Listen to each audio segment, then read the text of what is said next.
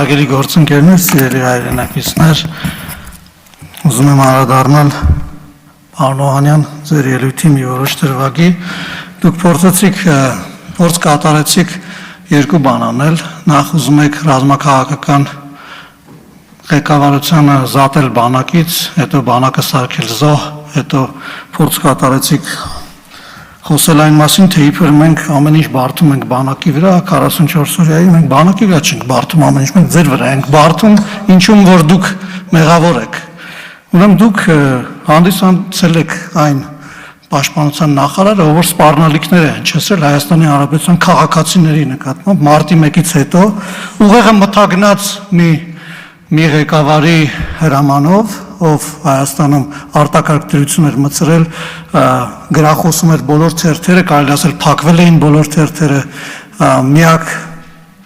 նույնիսկ օնլայն ռեսուրսներն էին փակվել, մարդիկ որպեսզի տեղեկությանը ծանոթանային, իմանային ինչ է կատարում, քանի հոգի է սպանվել ի վերջո հրապարակում, իրենց հարազատներից քանիսն են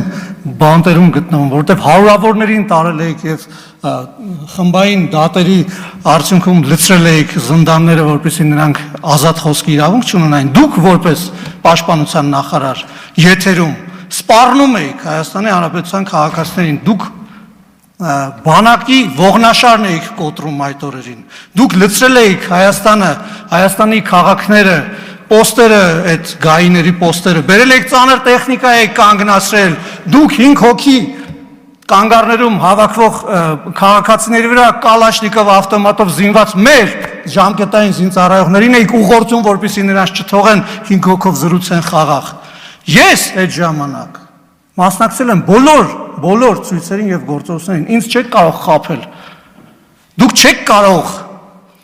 Հայաստանի Հանրապետության բանակի մասին հոգ տանել, լինելով պաշտպանության նախարար եւ բանակը դնելով այդպիսի քաղաքական ճղճին վիճակում, մեր զինվորներին լցնելով փողոցները։ Դուք չեք կարող դա անել։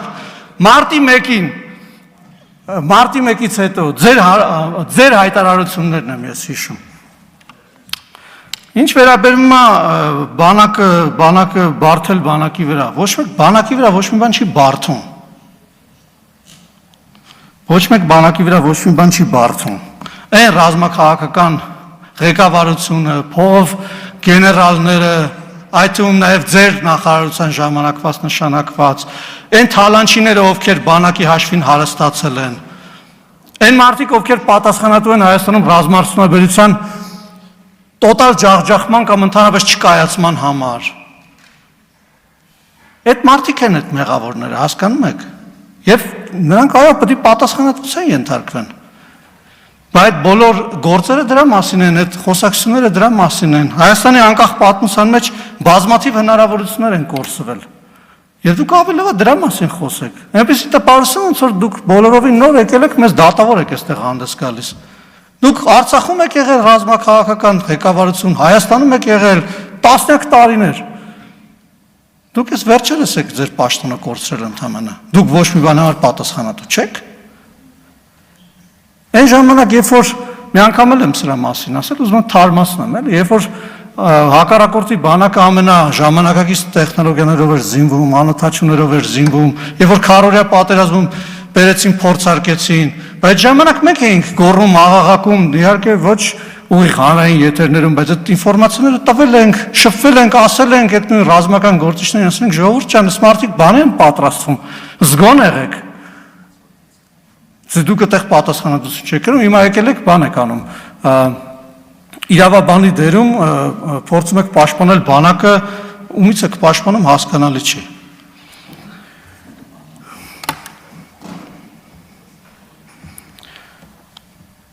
Պարոն Դանելյանը ասում է, իշխանությունը դուք եք։ Այո, իշխանությունը մենք ենք ստեղծել այս հնարավորությունը եւ պարոն Պողոսյանը եւ պարոն Նահապետյանը այս քաղաքական որոշման արդյունքում է, որ այստեղ իրենց հաղորդումներով են հանդես գալիս, եւ շնորհակալ եմ իհարկե որակյալ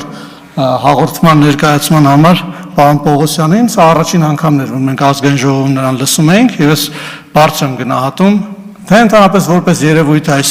մեր այս քաղաքական քայլը եւ թե նաեւ պատրաստված զեկույցը, ես կարծում եմ այն բովանդակային էր եւ ի շարունակություն գլխավոր դատախազի զեկույցի շատ համակարգային եւ ամբողջական է դարձնում մեր իրավական համակարգի առաջընթացը։ Խաղաղ ցույցերից է խոսում պարոն Դանիելյանը, իրեն թվում է, որ այստեղ գոռալով խոսի ասածների ճշմարտության են վերածվելու։ Մենք հիշում ենք, որ Երևան քաղաքի կենտրոնում մարդիկ հարձակվում էին հրոսակների նման, հարձակվում էին, մեքենաներ էին կոտրում։ Այդ մարդկանց խաղաղ ցուցարար են ասում, նրանց նկատմամբ քրեական գործերն էլ համարում են քաղաքական հալածանք։ Դա եք համարում խաղաղ ցույցեր, ժողովուրդ ջան, ցնկտես չի կարելի։ Հետո մի բան էլ էլի, ձեր ցույցերին մարդ չէր գալիս, դա էլ չենք մոռացել։ Ասում եք, բանը, մեքենաները տարել են հատուկ նշանակության հատուկ պահպանվող գոտիներ։ Մարդիկ չէին գալիս ձեր ցույցերին, դենց երկար մեքենաներ էի կանգնացնում ուղղայաց ճանապարհների վրա, որ ցույց տակ իբր բողոքի ակցիա է։ Իրավապահներն էլ ինչ են արել, այդ մեքենաները վերցրել են անտիրական շպրտած մեքենաներ, տարել են համապատասխան վայր, հասկանան այդ ինչ մեքենաներ են, որոնք իրենց եկել են ուղղայաց կանգնել են, փակել են ճանապարհները։ Ինքնագլդորներով եք փորձում ճանապարհներ փակել, կա՞ մոռացել ենք։ Քաղաքացիներն էին գալիս ձեր հետ վիճաբանում, բացում ճանապարհները։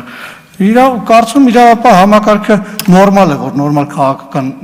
նորմալ երթևեկություն է ապահովել, եւ իհարկե, այդպես պիտի լինի, երբ որ մարդիկ ճանապարհներ են փակում, քաղաքական ակցիաներ են փորձում անել առանց քաղաքացիների իհարկե աջակցության, իրանք էլ պետքա պատրաստ լինեն, որ հետևանքներն էլ կրեն։ Այսինքն, այստեղ ինչ զարմանալու բան կա։ Շնորհակալություն եմ հայտնում եւս մեկ անգամ հաղորդման համար եւ համոզված եմ, որ մեր քաղաքական մշակույթի մեջ այս նոր որակը, խոսակցության այս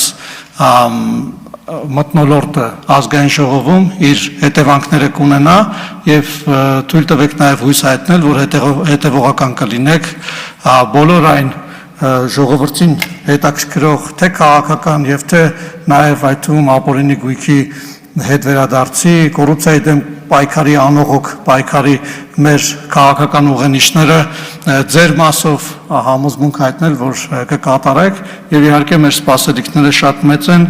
նոր ստեղծված եւ այդ թվում նաեւ գործող ինստիտուցիոնալ համակարգերի աշխատանքի վերաբերյալ։ Շնորհակալություն եւ հաջողություն եմ մաղթում։